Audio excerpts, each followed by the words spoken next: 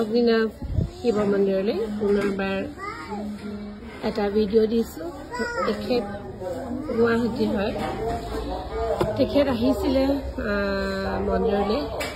মই নাছিলোঁ কাৰণে যোৱা পৰহি আহিছিলে। পৰহি অহাৰ পিছত মই নাই বাবে গুচি গ'ল। আজি আকৌ আহিছে। মানে তেওঁ বাবাৰ ইয়াত আহিম বুলি মনতে আগ কৰিছিলে আহিম বুলি, কিন্তু তেওঁ আহিব নোৱাৰিলে। তেওঁৰ শাহু ঢুকালে কাৰণে। কিন্তু বাবাই হয়তো বিচাৰিছিলে চাগে তেওঁক আহা। বাবাক মানি থাকে, অগ্নিনাভ বাবাক মানে, আৰু তেওঁ সপোনতো দেখালে বাবাক, একদম স্বয়ং দেখা পাইছে বাবাক। তাৰপিছতে আজি 3 মাহ মানৰ পৰা এই যে আহিব নোৱাৰিলে তেওঁ, বাবাই 3 মাহ মানৰ পৰা তেওঁৰ গাত বাবাই জতা দিছে। জতা বহুত ডাঙৰকৈ দিছে, বহুতকৈ দিছে আৰু তেওঁ জতা। মই এইকাৰণে বাৰে বাৰে আপোনালোকক ভিডিঅ' কৰিছোঁ। অগ্নিনাভ বাবাক লৈ পেলাই আপোনালোকে বিতৰ্কলৈ নাযাব। ভগৱানে নকৰক আপোনালোকৰ কোনো কাৰণত যাতে দায় দুখ নালাগক।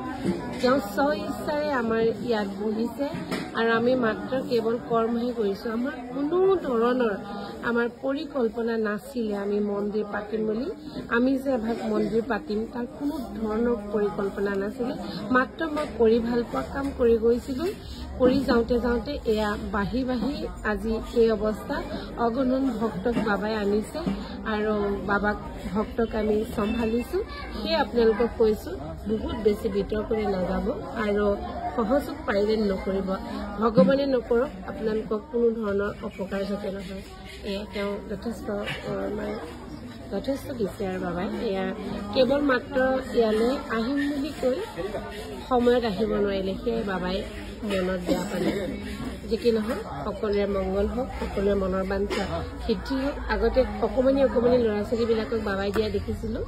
আজি কিন্তু প্ৰায় 5-6 বছৰীয়া এজনী ছোৱালীক দেখিলোঁ আৰু এওঁক দেখিছোঁ। এয়া ধন্যবাদ। আজিৰ কাৰণে ভিডিঅ'টো কাটিছোঁ।